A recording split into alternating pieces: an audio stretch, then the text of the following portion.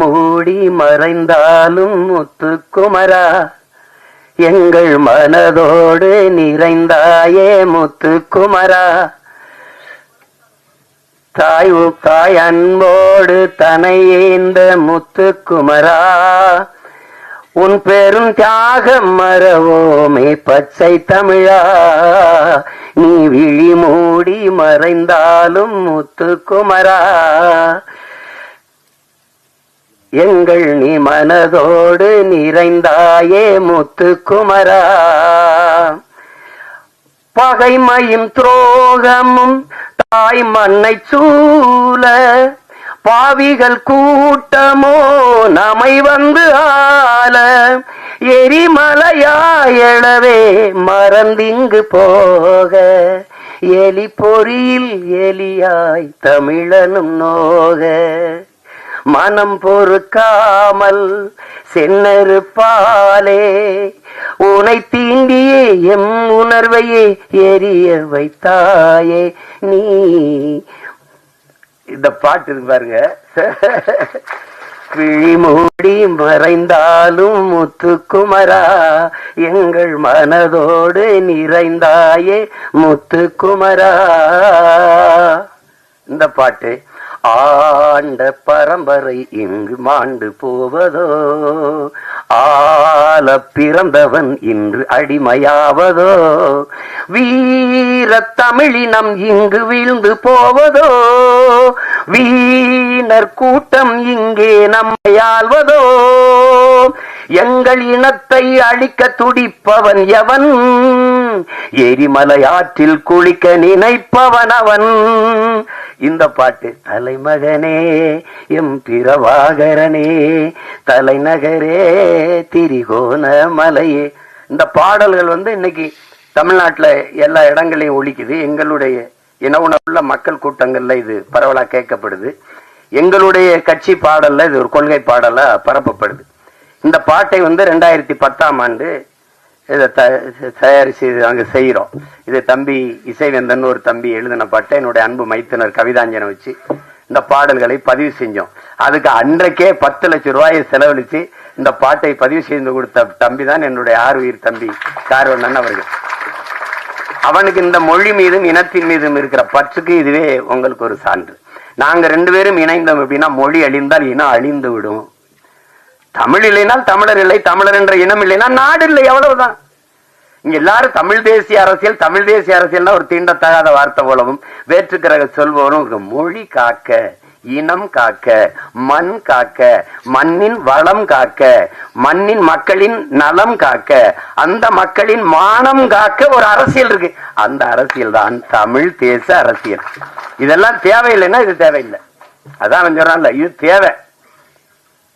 எங்கள் முன்னவர்கள் கே.பி. விஸ்வநாதனோ அண்ணல் தங்கவோ மறைமலையடிகளோ அல்லது சிவானந்தமோ சிங்காரவேலரோ ரெட்டமலை சீனிவாசனோ ஐத்தியாச பண்டிதோ மாப்போசியோ சீபா ஆதித்தனாரோ வரும்போது அவனுடைய பேரன் சீமா நிக்கிற புறச்சூழல் இல்ல.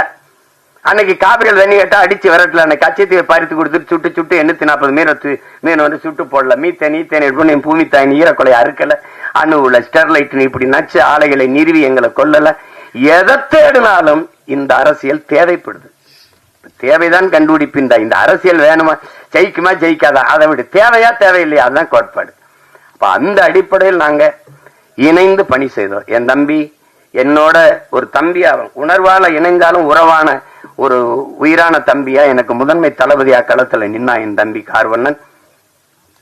அவன் நாங்குநேரி தொகுதியில 2016ஆம் ஆண்டு நாங்க 234 சீமா வர்றாப்லையா 234 பேர் முதல்ல இருக்கானா கட்சியிலன்னு கேட்டாலாம் இருக்கு. இப்ப மறுபடியும் போட போறானா தனிச்சுன்னு கேட்கிறாலும் இருக்குது. அப்ப போட்டோம். அதுல நாங்குநேரியில ஒரு தளபதியா நின்று களத்துல பணி செய்தவன் என்னுடைய தம்பி கார்வண்ணன். வெறும் திரைப்பட இயக்குனர்னு வச்சுக்கீங்க. அவனுக்குள்ள இருக்கிற போர்க்குணம் தான் இந்த மாதிரி கதைகளை தொடணும்ட்டு. அன்னைக்கு அவனுக்கு ஆதரவு இல்லை, இன்னைக்கு அண்ணன் இருக்கு, அண்ணனுக்கு பின்னாடி பெரிய படை இருக்கு. அதனால அவன் ஒண்ணும் இல்ல. திரையரங்கு கிடைக்குமா கிடைக்காதான்னு ஒரு அச்சப்படுற சூழல்ல நம்மளை தள்ளி விட்டுருக்காங்க. அதெல்லாம் மாறும். அதுக்கு ஒரு காலம் வருது. காலம் வரும் என்று காத்திருந்த தலைவனின் பிள்ளைகள் இல்லை. எங்களுக்கான காலத்தை உருவாக்கிய தலைவனின் பிள்ளைகள் நாங்க எல்லாரும். நீரின் போக்குல நீரில் நீஞ்சினவங்க இருக்கான், நெருப்பாற்றில் நீஞ்சியவன் எங்கள் தலைவன், அவன் பிள்ளைகள் நாங்க. இதெல்லாம் ஒண்ணும் இல்ல. உங்களுக்கு எல்லாருக்கும் சொல்றதுக்கு முன்னாடி என்கிட்ட ஒரு தடவை பேசும்போது பேச்சுவாக்கில் சொல்றாப்புல,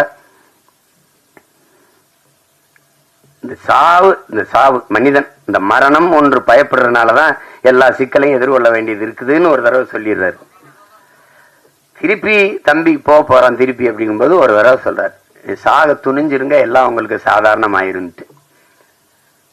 ஏன்னா சாக பயந்தவன் தரித்திரமாகிறான், சாக துணிஞ்சவனே சரித்திரமாகிறான். சான்று சாக்ரட்டிஸ் மரண தண்டனை விதிச்சாச்சு, குப்பியில விஷத்தை ஊத்தி வச்சாச்சு, 1 மணி நேரம் கழிச்சு குடிக்கலான்றான். யாரு? விஷத்தை ஊத்தினவன். வச்சு கை எடுக்கிறத எடுத்து குடிச்சிடறவுல, சாவுக்கு பயப்படல. 1 மணி நேரம் கழிச்சு குடிக்கலான்றான், உங்களுக்கு அவகாசம் கொடுக்கறவன் எடுத்து குடிச்சிடறவுல. அதனாலதான் அவன் சரித்திரத்தில் அவனுக்கு இடம். உங்களுக்கு புரியுதுன்னு நினைக்கிறேன். பகத்சிங் மன்னிப்பு கடிதம் எழுதி கொடுத்தா விட்டுறேங்கிறான் தூக்கு சண்டனையில. ஆளுநருக்கு கடிதம் போகுது, பகத்சிங் அனுப்புறான். மன்னிப்பு கடிதம் தான் பகத் கேட்டான்னு நினைச்சு பிரிக்கிறாப்ல. பிரிச்சா போய்த்துக்கிறா, நீ என்ன தூக்குல போட சொல்லியிருக்க, அதை ஏற்க முடியாது. நான் உனக்கு அரசியல் போர் செஞ்சிருக்கேன், அதனால என்னை துப்பாக்கியில சுட்டு கொள்ளு, இல்லைன்னா பீரங்கி வச்சு என் நெஞ்ச பிளந்து கொள்ளு, தூக்குல போடாத. நான் அப்படிதான் உங்களுக்கு அதை படிச்சுட்டு அவனுக்கு வேர்த்திருச்சு, மிரண்டுட்டான். அதனாலதான் சரித்திரத்துல அவனுக்கு இடம்.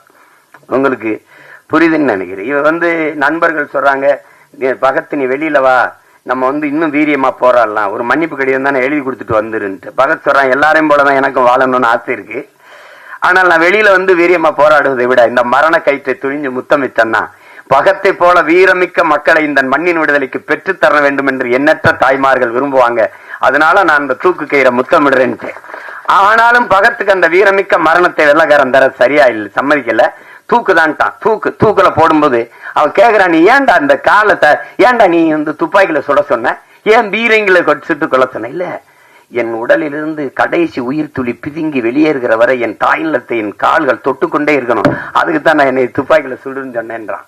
திருப்பி தூக்குல போடும்போது அந்த கருப்பு அங்கி போட்டு மூடுவான்ல, பிளாக் மாஸ்க், 2 பேர் தான் எடுனவன், ஒன்னு பகத்சிங் இன்னொன்னு சதாம் ஹுசேன். உங்களுக்கு தெரியும் நினைக்கிறேன். எடுறான்ட்டான் பகத்சிங், அந்த கருப்பு துணியை எடுறான்ட்டான். எடுத்துட்டு போட சொன்ன, ஏன்னா அந்த விழி பிதுங்கி என் உயிர் வெளியில கசிந்து போற கடைசி நொடி வர துளி வர என்னுடைய கண்கள் என் தாய் மண்ணை பார்த்துக்கிட்டே சாகணும்டான்னா. அதனாலதான் பகத்சிங் இன்னைக்கு நம்ம சரித்திரத்தில் இருக்கான். சேகுவேராவை சுடுறதுக்கு எதிரி நிறுத்தும் போது இப்படி குறி வைக்கிறான். அப்படி குறி வைக்கும் போது, டியர் காம்ரேட், நீங்க என் நெத்திக்கு குறி வைக்கிறீங்கன்னு நினைக்கிறேன், கொஞ்சம் இடது பக்கமா வாங்க, இப்ப சுடுங்கன்ட்டான். அதனாலதான் சேகுவேராவுக்கு இடம். உங்களுக்கு அப்ப மரணத்துக்கு பாய்ந்தவெல்லாம் உங்களுக்கு விவேகானந்தர் சொல்றாருல, வரலாற்றில் எப்போதும் வீரர்களுக்கு தான் இடம், அடிமைகளுக்கு இடம் இருந்திருக்கு. ஏன் ஏழைகளுக்கு கூட வரலாற்றில் இடம் இருந்திருக்கு, கோழைகளுக்கு ஒருபோதும் வரலாற்றில் இடம் இருந்தது இல்ல. அதனால இதுக்கெல்லாம் பயந்தா ஒண்ணும் இல்ல. அப்ப அந்த துணிவுல தான் என்னுடைய தம்பி இந்த கருத்தை துணிஞ்சு எடுத்து படத்துல பதிவு செய்யறார். அவருக்கு என்னுடைய பாராட்டுக்கள். என் தம்பிக்கு இருந்த இந்த திரையுலக மேல இருந்த பற்று வெளிப்படுது பாருங்க. அவனே தயாரிச்சு, அவனே இயக்கி, அதுல ஒரு கதாபாத்திரத்திலே நடிச்சு, தொடர்ந்து இது தமிழ் குடிமகனும் அவருடைய தயாரிப்பு தான், அவருடைய இயக்கத்துல இது பண்ணியிருந்தார். இப்ப அந்த முயற்சியை நான் முழுக்க பாராட்டுறேன். என் தம்பி கார்வண்ணனுடைய படைப்பு என்பது என்னுடைய படைப்பு, நானே இயக்கியது போல ஒரு மகிழ்ச்சி, எனக்கு ஒரு உற்சாகமும் ஒரு பெருமையும் இருக்கு. அந்த படம் உறுதியா வெல்லும். உலகெங்கும் இருக்கிற என் உயிர் சொந்தங்கள் என் தம்பிக்கு நல்ல ஆதரவு கொடுத்து இந்த படத்தை மாபெரும் வெற்றி படமாக மாற்றணும். அதுதான் அது. என்ன அரிய படங்கள் தவிர்க்கப்பட்டது. ஒரு நல்வாய்ப்பா இன்னைக்கு உங்களுக்கு அயோத்தி, இந்த டூரிஸ்ட் ஃபேமிலி, இந்த மாதிரி படங்கள்லாம் மக்களால் ஏற்கப்பட்டுருச்சுங்கும் போது மனசு ஒரு நிறைவா இருக்கு. இப்ப என் தம்பி சூரியோட மாமன் இதெல்லாம் நல்லா ஓடுதுங்கிறாங்க. கேட்டுக்கிருவேன் ஒவ்வொரு தடவை, ஐயா மேன அது பாத்தியலா, நாங்க 2 பேரும் அராஜகம், இந்த மலையாளத்துல ஒரு படம் வந்திருக்கு, அதுல இருக்கு, ஓடிடியில பாத்துருங்க அப்படின்னு. அப்படி அந்த மாதிரி நாங்க ஒருத்தருக்கு ஒருத்தர் பரிமாறிக்கிறது. ஏன்னா இவங்க எல்லாம் சொல்றாங்க, நீங்க வேற தளத்துக்கு போயிட்டும் இதை நேசின்னு, காதலிச்ச பொண்ணு வேற ஒருத்தனை கல்யாணம் பண்ணிட்டு போனாலும் நல்லா இருக்கணும்னு வாழ்த்துற மாதிரி தான் இது.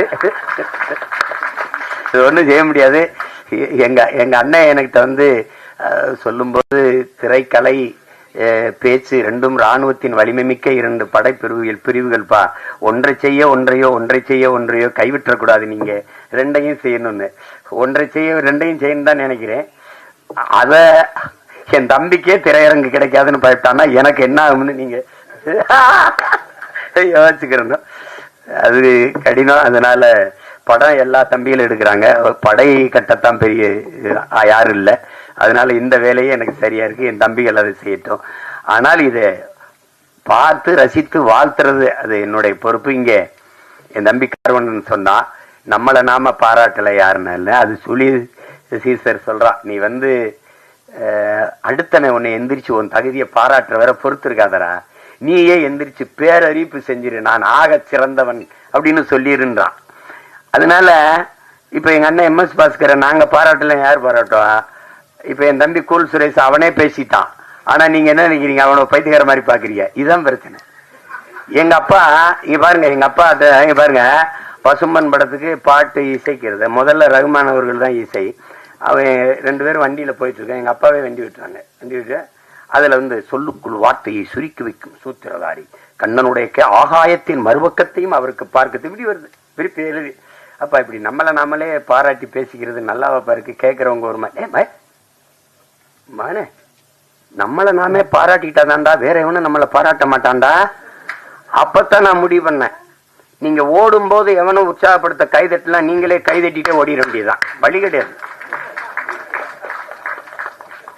உங்களை நீங்களே உற்சாகப்படுத்திக்கிறணும். இல்லைன்னா யாருமே பாராட்டணும் இந்த சமூகம் முன்னாடி வரவனுக்கு தான் கைதட்டும், 3வது வரவனுக்கு கைதட்டாது. அவன் சொல்றான்ல, முன்னாடி வந்தவனுக்கு 1வது வந்தவனுக்கு கைதட்டுற அவன் வெற்றி கழிப்பிழப்பா, நீ கைதட்டுறதே அவன் காதுல விழாது. ஆனால் 3வது வந்தவன் முதுகுல தட்டி கொடு, அவன் மரணம் வரைக்கும் உன்னை மறக்க மாட்டாங்கிறான். அதான் முக்கியம். அதனால நம்ம பிள்ளைகளுக்கு ஒண்ணு இருக்கு, தோல்விங்கிறது ஒரு பெரிய தோல்விதான் வெற்றியின் தாய். தோல்வியே சொல்லுது, என்னைய தொட்டு விட்டு போனவன் தோற்றதாக வரலாற்றில் செய்தி இல்லைன்னு, இல்லையா? எளிதில் வென்றவனின் இதயம் மலரை விட மெல்லிதா இருக்கும், தோற்று வென்றவனின் இதயம் இரும்பை விட கடினமா இருக்கும்ன்றான். அதனால அது ஒரு சிக்கல் இல்லை. இந்த இந்த படத்தை பொறுத்த வரைக்கும் அதுல என் தம்பி அவன் சொல்ல வந்த செய்தி, அதை எடுத்துக்கிட்ட செய்திக்கே ஒரு பாராட்டு, அந்த துணிவுக்கு ஒரு பாராட்டு. இல்லைன்னா நீ சீமானின் தம்பியா இருந்து பயனே கிடையாது. அதனால உனக்கு பாராட்டு. உலகமெங்கும் இருக்கிற நம் உயிர் சொந்தங்கள் நல்ல திரைப்படத்தை ரசிக்கக்கூடிய, ஏற்று பாராட்டக்கூடிய, கொண்டாடக்கூடிய மக்கள், இங்கே நல்ல திரைப்படங்களை கொண்டு போய் சேர்த்த செய்தியின் தூதுவர்கள் இருக்கிறார்கள். இங்கே ஊடக உறவுகள் எல்லாம் மதிப்புமிக்க பெருமக்கள் எல்லாம் இருக்கிறாங்க. அவர்களுக்கெல்லாம் சிறந்த படத்தை பாராட்டி கொண்டு போய் சேர்க்கணுங்கிற பொறுப்பும் கடமையும் உள்ளவர்கள். உறுதியாக இந்த நன்றி சார், தேங்க்யூ சோ மச். நீங்க எல்லாருமே கிளம்பு. ஓகே, நன்றி, தேங்க்யூ சோ மச். இவ்வளவு நேரம் எங்களுக்காக இருந்ததுக்கு ஒரு பெரிய நன்றி. உங்களுடைய பேஷன்ஸுக்கும் உங்களுடைய சப்போர்ட்டுக்கும். இதே மாதிரி பரமசிவன் ஃபாத்திமா ஜூன் 6ஆம் தேதி திரையரங்குகள்ல வருது. உங்களுடைய ஆதரவை நோக்கி மீண்டும் இங்க வந்திருக்கக்கூடிய காஸ்ட் அண்ட் குரூக்கு ஒரு பெரிய வாழ்த்துக்கள். Thank you so much.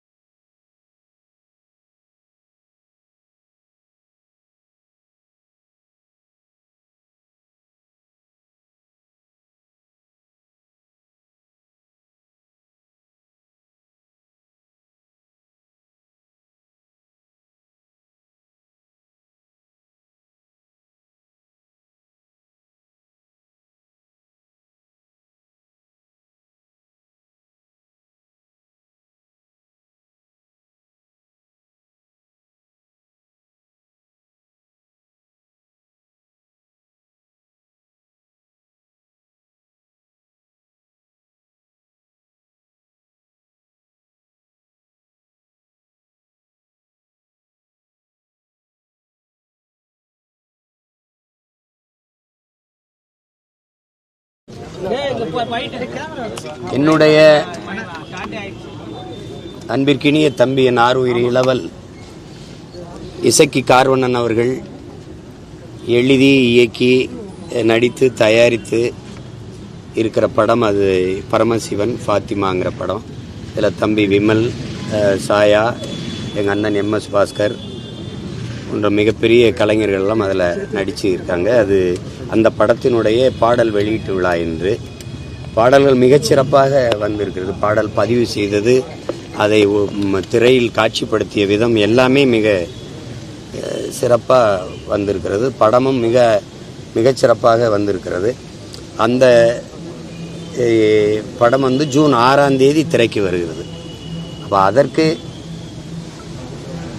என்னுடைய அன்பு சொந்தங்கள், இந்த மாதிரி இளையவர்கள் புதியவர்கள் படைத்து வருகிற படைப்புக்கு பேராதரவு கொடுத்து வருகிற என் மக்கள் இந்த படத்திற்கும் ஒரு பேராதரவு கொடுக்க வேண்டும்ங்கிறது என்னுடைய விருப்பம். அதற்காக தான் இந்த நிகழ்வில் பங்கேற்று அதில் நடித்த படைத்த கலைஞர்களை வாழ்த்தி பாராட்டி செல்வதற்கு வந்திருக்கேன். நீங்க தான் அண்ணன் சொல்றீங்க. கமலஹாசன் சார் வந்து ஆளுங்கட்சிக்கு ஆதரவா இருக்காரு. அவரோட படம் வரும்போது இந்த படத்துக்கு தியேட்டர் கிடைக்காது அப்படிங்கிறாங்க. உங்க அண்ணன் வந்து ஒரே ஒரு MP சீட்டுக்காக மாறிட்டாரா? அது பேச்சு கிடையாது. அது உங்களுக்கே தெரியும். முன்னாடிலாம் ஒரு தீபாவளினா 10 படங்கள் வந்தது இருக்கு. ஒரு பெரிய படம் வரும்போது எத்தனையோ படங்கள் வந்திருக்கு. ஒரு அண்ணன் படம் ஒரு பெரிய படம்னா அது ஒரு பக்கம் ஓடட்டும், இது ஒரு சின்ன படம்னா இது ஒரு பக்கம் ஓடட்டும். இப்போ அப்படி தான் என் தம்பி சூர்யாவுடைய ரெட்ரோ வந்தது. அதே நேரத்தில் தான் டூரிஸ்ட் ஃபேமிலியும் வந்தது.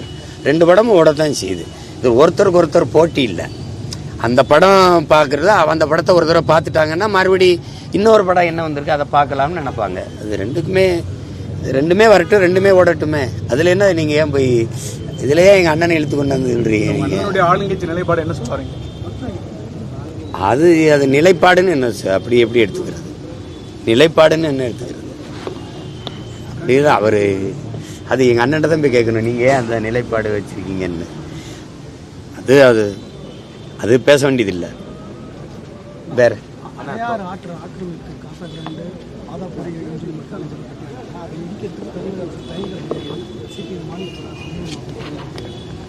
அந்த கேள்வியை ஐயா சண்முகம் அவர்கள் எழுப்பி இருக்கிற கேள்விக்கு என்னுடைய வரவேற்பு, ஐயாவுக்கு என்னுடைய பாராட்டுகள்.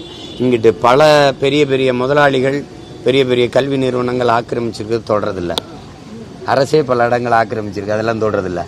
அப்பாவி மக்கள் குடியிருக்கிற இடங்களை 60 ஆண்டுகளுக்கு மேலே வாழ்கிறாங்க. அவங்களுக்கு எல்லா உரிமையும் கொடுத்துருக்கு, அரசே தான் கொடுத்துருக்கு. சாலை போட்டிருக்கு, மின் இணைப்பு, எரிவாயு இணைப்பு, குடும்ப அட்டை, வாக்காளர் அட்டை எல்லாம் கொடுத்துட்டு வரியெல்லாம் வாங்கிட்டு திடீர்னு அதை ஆக்கிரமிப்புன்னு இடிக்கும்போது அவங்க வகுத்திலே வெடிய வைக்கிற மாதிரி இடிய போடுற மாதிரி ஆயிடும். அதுதான் ரொம்ப மனசு வலிக்குது. இனிமேல் நீர்நிலைகளை ஆக்கிரமிக்க கூடாதுங்கிற கடும் சட்டம் போட்டு அதை தடுத்து இது பண்ணணும். இருக்கிற நீர்நிலைகளை பாதுகாக்கணும், புதிய நீர்நிலைகளை உருவாக்கணும். அப்படிதான் பண்ணணும். அதை போய் செய்கிறதா நமக்கு கஷ்டமாக இருக்குது. அது இப்போ பெரிய முதலாளி காசாக்குறான் மாதிரி நீங்கள் பெரிய முதலாளின்னா அவங்க வசதிக்காக தான் இந்த எளிய மக்களினுடைய இருப்பிடங்கள் காலி பண்ணப்படுதே. அதுக்கு என்ன செய்ய சொல்றீங்க? ஆனால் அவங்களுக்கு மட்டும் பட்டா மட்டும் கொடுக்குறாங்க, அந்த இடத்த மட்டும் இடிக்க முடியல. ஏன்னா அடையார் ரிவர் பக்கத்துலேயே காசாகிராண்டு எலும்பு இருக்குது, பல்லாவூர் ரிவர் பக்கத்துலேயே காசாகிராண்டு எலும்பு இருக்குது. ஆனால் அது ஓரமாக இருக்கக்கூடிய மக்களை மட்டும் அகற்றிருக்காங்க. இது என்ன நியாயம்? அவங்களுக்கு எப்படி பட்டா வசதி, உங்களுக்கு ஏன் பட்டா வரல? பாவப்பட்ட மக்களுக்கு பட்டா இல்லை, பணக்காரங்களுக்கு பட்டா இருக்கு. இது நாடே முதலாளிகளினுடைய நாடு தானே. இது குடிமக்களுக்கான நாடோ அது ஒன்றும் கிடையாது. இது பல முதலாளிகளுக்கான அதிகாரம் தான் தொடர்ச்சியாக கட்டமைக்கப்படுது. அதில் இதெல்லாம் நமக்கு சான்றாக தெரியுது, இப்போ வெளிப்படையாக தெரியுது. சென்னையில் மொத்தம் அதிகமான ஏரிகள் காணப்பட்டது. ஆனால் திமுக ஆட்சி சென்னையில் மொத்தம்னு சொல்லக்கூடாது தம்பி, சென்னையே ஒரு ஏரி நகரம். இருங்க வேளச்சேரி, வேளச்சேரி, செம்மஞ்சேரி, பலவந்தாங்கல், கல்லுக்குட்டை, வேடந்தாங்கல், தாங்கல்னாலும் ஏந்தல்னாலும் இந்த குட்டைனாலும் நீர்த்தேக்கம் தான். ஏரி சென்னஞ்சேரி, வேளச்சேரி, இப்போ வள்ளுவர் கோட்டமே ஏரியில் தானே கட்டப்பட்டிருக்கு. எல்லா ஏரிகளும் நீங்கள் பார்த்தீங்கன்னா சென்னையே ஒரு ஏரி நகரம்தான். ஏரியை ஆக்கிரமிச்சு தான் இது எல்லாம் கட்டப்பட்டிருக்கு. இப்போ அதில் பல ஏரிகள் இருக்குன்னு, இதில் 22 ஏரி இருக்குது பள்ளிக்கரணையில், இந்த இதில் பரந்தூரில்.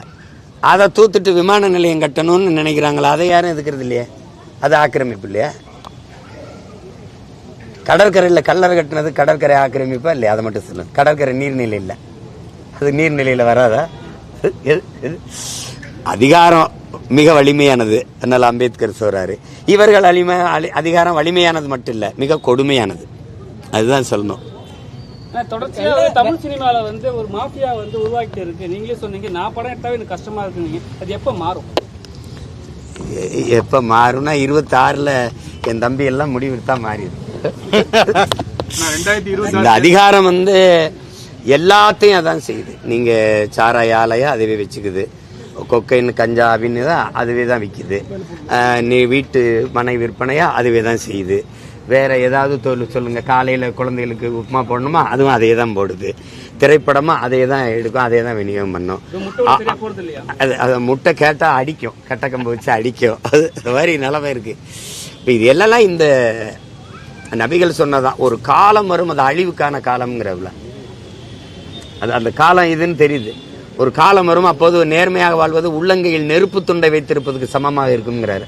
அது இந்த காலம்தான். அப்போ இலங்கையில் நடந்ததும் பங்களாதேஷில் நடந்ததும் இங்கே நடக்காதுன்னு நீங்கள் நம்பிக்கிட்டு இருக்கிறீங்க. அது மாதிரி ஒரு பொருளாதார வீழ்ச்சியை சந்திக்கும் போது, மக்கள் கிளர்ச்சி வரும்போது யாரும் எதிர் நிற்க முடியாது. அது விரைவில் இங்கே நடக்கும். அது வரைக்கும் கொஞ்சம் பொறுத்தா ஆகணும், வேற வழி கிடையாது. 2026 தேர்தலில் அதிமுக அணி, திமுக அணி, நீங்க தனியா இருக்கீங்க, தம்பி விஜய் தனியா நிற்கும். நீங்களும் விஜய் சார் தனியா பிரிக்க ஓட்டு யாருக்கு சாதகமா இருக்கும், யாரும் யாருடைய வாக்கையும் பிரிக்க முடியாது. நீங்க எல்லாரும் தப்பா சொல்றீங்க. இந்த வாக்கை பிரிக்கிறது அப்படின்னு இல்லை. இந்த நேரத்தில் இந்த பிள்ளைகள் சொல்றது சரியா இருக்கு, இவங்க வந்தா நல்லா இருக்கும்னு மக்கள் நினைச்சா அவங்களுக்கு வாக்கு தருவாங்க, அவ்வளவுதான். பிரிக்கிறதுனா நீங்க ஏதோ கூரை வீடு போல ஏறி ஓட்டை பிரிச்சிருவாரு, கூரையை பிரிச்சிருவாருன்னு பேசிக்கிறீங்க. அப்படி யாரும் யாருடைய வாக்கையும் பிரிக்க முடியாது.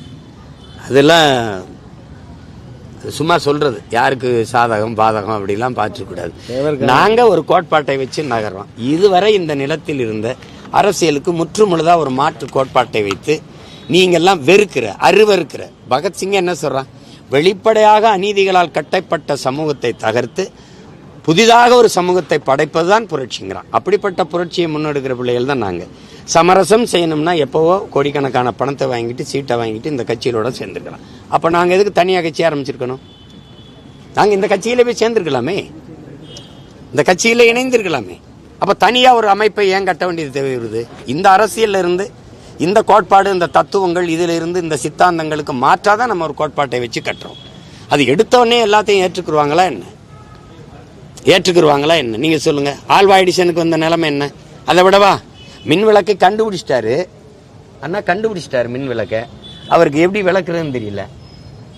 என்ன சொல்றாரு? மெழுகுவர்த்தி இல்லாத இரவுகளில் இதை நீங்க பயன்படுத்திக்கலான்றவல. இப்ப இது இல்லாத இரவுகளில் நீங்க மெழுகுவர்த்தியை பயன்படுத்துறீங்க. அவருக்கே அந்த நிலைமை இருந்திருக்குது. எடுத்தவொடனே எதுவும் போய் சேர்ந்துடாது. கிரகாம்பல தொலைத்தொடர்பு கருவி டெலிபோனை கண்டுபிடிச்சிட்டு விற்கிறதுக்கு எடுத்தோன்னே இங்கிருந்து அந்த எதிர்முனையில் இருக்கிறவன் கேட்டவனே ஹாய் ஹராம் சைத்தான்னு வச்சுட்டான். ஏடா எங்கிருந்து ஒருத்தன் பேசுறான்னு. அது மாதிரி எடுத்தோடனே எது உடனே பாராட்டப்பட்டிருக்கு. ரைட் பிரதர்ஸ் பறந்தவனா எல்லா பத்திரிக்கையும் பாராட்டி கொண்டாடிட்டு இல்லை என்ன? அப்படித்தான் புதிய ஒரு கோட்பாடு வரும்போது எடுத்தோடனே யாரும் ஏற்றுக்கொண்டது இல்லை. நபிகள் சொன்னதையும் ஏற்றுக்கொண்டதில்லை, இயேசு பிரான் சொன்னதையும் ஏற்றுக்கொண்டதில்லை, பகவான் கிருஷ்ணர் போதிச்சதையும் அப்படியே எல்லாம் ஏற்றுக்கொண்டதில்லை. ஒரு காலம் வரும்போது இது சரியா இருக்குதுன்னு மக்கள் ஏற்றுக்குறாங்க. அது வரைக்கும் காத்து தான் இருக்கணும், வேற வழி கிடையாது. ஈடி பின்வாங்கியதுன்னு சொல்லிட்டு திமுக ரொம்ப கொண்டாடுறாங்க. எப்படி நீங்க பாக்குறீங்க?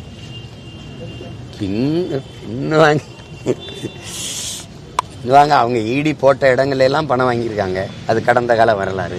இப்ப போட்ட இடத்துல வாங்கியிருப்பாங்களா? வாங்கலையா? வாங்கியிருப்பாங்க. அதனால பின் வாங்கியிருப்பாங்க. முன் வாங்கி பிறகு பின் வாங்கியிருப்பாங்க. அதை போய் பேசிட்டு இருக்க வேண்டியதில்லை. வெள்ள தடுப்பு சிறப்பு நிதிக்காக 4070 கோடி ரூபாய் மழைநீர் வடிகால் பணிக்கு ஒதுக்கப்பட்டது. இன்னும் சென்னை மாநகராட்சியில 30% பணிகள் கூட முடிவடைகள்னு சொல்றாங்க. வருடந்தோறும் மழைக்காலங்கள்ல மக்கள் அவதிப்பட்டதை கண்கூடிதான் பார்க்க முடியுது. இந்த வருடமும் அந்த நிலையை தடுக்கும்னு நினைக்கிறீங்க? நீங்க நிதிநிலை அறிக்கையில அவங்க படிக்கிற அந்த சொல்ற வார்த்தையை நீங்க நன்கு கவனிக்கணும். 4070 கோடி, 5000 கோடி, 6000 கோடி ஒதுக்கீடு அப்படிங்கிறத நாங்கள் இந்த திட்டத்துக்காக ஒதுக்குறோம் அப்படிங்கிற வார்த்தையை நீங்க கவனிக்கணும். இப்ப ஏன் நீங்க போடலன்னு கேட்டீங்க, அது இன்னொரு தடவை சொல்லுங்கம்பாங்க. 4070 கோடி ஒதுக்கீடு அப்படின்னு ஏன் ஒன்றும் செய்யல? அதான் ஒதுக்குறோம்னு சொன்னா ஒதுக்கிட்டோம். நீங்க அதை அழிக்கிறோம், அதை செயல்படுத்துறோம் சொன்னா அதை செயல்படுறது. அது ஒதுக்குறது பதுக்கிறது. அப்புறம் அந்த பணத்தை திருப்பி தேர்தல் நேரத்தில் வாக்கு கொடுத்து மறுபடியும் பதவிக்கு வர்றது. இதுதான் மொத்தமாக 2500 ரூபா தான், இந்த 2500 கோடி தான் தேவைங்கிறான். கழிவு நீர் மழை நீர் வழிந்தோட நீரியல் வல்லுநர்களே பொறியியல் வல்லுநர்களே சொல்கிறாங்க. ஆனால் இவங்க நம்ம ஆளுங்க அதை பற்றி அக்கறை இருந்தால் தானே அதை செய்யணும்னு இல்லை. 60 ஆண்டுகளாக மாறி மாறி ஆண்டு இன்னும் மழைநீர் கழிவு நீர் வழிந்தோட கூட காவாய் இல்லை. ஏன் காவாய் இல்லைன்னா அந்த ஒதுக்குன பணம் எங்கே வச்சுன்னா அவங்க வாய்க்குள்ள போயிடுச்சு, அதனால காவாய் இல்லை. அதை பேசி இப்போ பயன் இல்லை. பல ஆண்டுகளா நீங்களும் நிறைய பேசுறீங்க, தனித்தனியா இது பண்ணுவீங்க. ஆனா ஓட்டு சதவீதம் நல்லா வாங்குறீங்க. ஆனா மதம் பணம் கட்சி ஓட்டு தான் வந்து ஜெயிக்குது. 2026லயாவது சட்டமன்றத்துல நாம் தமிழர் கட்சி குரல் ஒலிக்குமா? உங்க எம்எல்ஏ உள்ள போவாங்களா? நீங்க ஒலிக்கணும்னு நினைக்கிறீங்கல்ல, ஒலிக்கும். ஒன்று நீங்கள் கவனிச்சுக்கணும். லெலின் சொல்கிறாங்க, இதுவரை வாழ்ந்தது போல இனி எப்போதும் வாழ முடியாது என்கிற நிலை உருவாகுமானால் மக்கள் தாங்களே புரட்சி செய்வார்கள்னு. அப்படி ஒரு காலம் உருவாக்கிட்டு இருக்கு. அங்கே சாதி மதம் சாராயம் பணம் திரைக்கவர்ச்சி எதுவும் முன்னிக்காது. புரியுதா? பசி வந்தால் 10 மறந்துருங்கிறான். அந்த நிலை வரும், அது உறுதியாக வரும். அப்போ ஒரு பெரிய மாறுதல் வரும். அது வரைக்கும் நீங்கள் கொஞ்சம் பொறுத்து தான் இருக்கணும். திரைப்படத்தில் ஒரு காட்சி வச்சிருக்காங்க, கிறிஸ்டின் வந்து இங்கே வந்து பிச்சை எடுக்க வந்தாங்க அந்த படிப்பு சம்பந்தமா அப்படின்னு இருக்காரு. ஆனால் முதல்ல பார்த்தீங்கன்னா அதிக அளவு கிறிஸ்டின் ஸ்கூல் தான் இங்கே இருந்தது நிறைய. இப்போ இருக்கிற பாரதிய சிபிஎஸ்சின்னு ஒன்று இருக்குது, அதில் போனாவே நம்மளுக்கு வந்து இதை வேணும் அது வேணுன்றாங்க. இப்போ பள்ளி வேற திறக்க போது எல்லா இடத்துலையும் தனியார் பள்ளிகள் தான் அதிகமாகிடுச்சு. எல்லாருமே வந்து ஓடுற காலகட்டங்களை சம்பாதிக்க முடியல, அது சேர்க்க முடியல.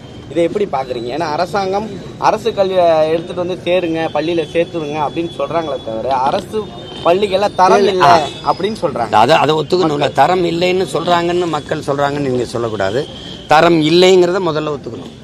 இப்போ எந்த அமைச்சர் சட்டமன்ற உறுப்பினர் மாமன்ற உறுப்பினர் அல்லது பாராளுமன்ற உறுப்பினர் அல்லது அமைச்சர் பெருமக்களுடைய பிள்ளைகள் யார் ஒருவர் அரசு பள்ளியில் கல்லூரியில் படிக்கிறார்?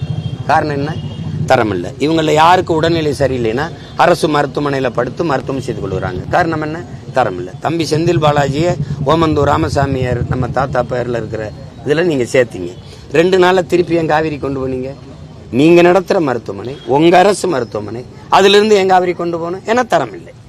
ஐயா கருணாநிதி அவர்கள் படுத்தது எங்கே? எம்ஜி ராமச்சந்திரா காவிரி. அம்மையார் ஜெயலலிதா எங்கே மருத்துவம் படுத்தாங்க? அப்பலோ. ஐயா எம்ஜிஆர் எங்கே? அப்பலோ. அப்போ நீங்கள் அதிகாரத்தில் இருக்கிறவங்களே காட்டுறீங்க அரசு மருத்துவமனை தான் தரமாக இருக்குன்னு.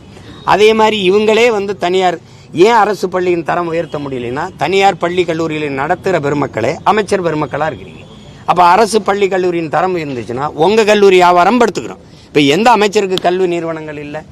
எந்த அமைச்சருக்கு மருத்துவக் கல்லூரி இல்லை? சொல்லுங்கள், நீங்கள் சொல்லுங்கள்.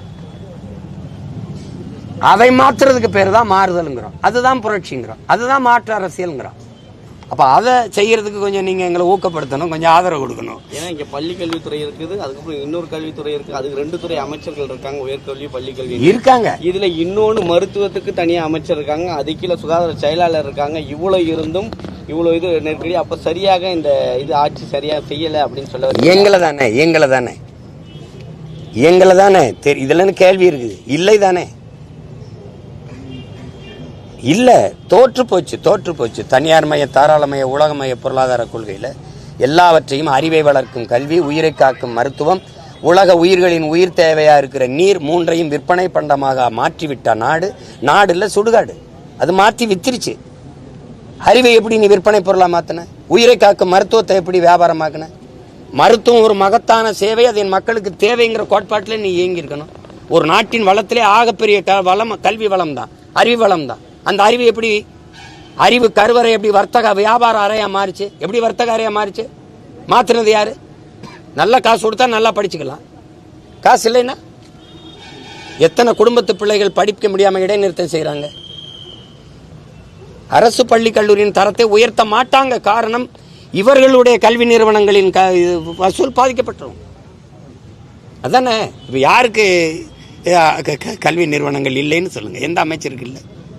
கல்லுக்கடை ஏன் திறக்கல? எல்லா மாநிலங்களையும் கல் இருக்கும்போது இங்கே மட்டும் ஏன் மதுவா மாறிச்சு? ஏன்னா சாராய ஆலையை வைத்திருக்கிற பெருமக்கள் ஆட்சியாளர்கள் அவர்கள் வந்து கல்லுக்கடையை திறந்தா அந்த டாஸ்மார்க் வியாபாரம் படுத்துரும். வியாபாரம் படுத்தா அந்த ஆலையிலிருந்து சரக்கு எடுக்கிற அளவு குறைஞ்சிரும். அப்ப புரியுதுன்னு நினைக்கிறேன். இதை தெரிஞ்சுக்கிட்டே நீங்க அண்ணன்ட்ட திருப்பி இந்த கேள்வியை கேட்டுக்கிட்டு இருக்கிறீங்க. அதை மாத்தணும்னு தான் தனிச்சு நின்று போராடுறேன். முடிஞ்சா எனக்கு ஆதரவு கொடுங்க. இந்த தேர்தலில் ஒரு ஓட்டை போட்டு விட.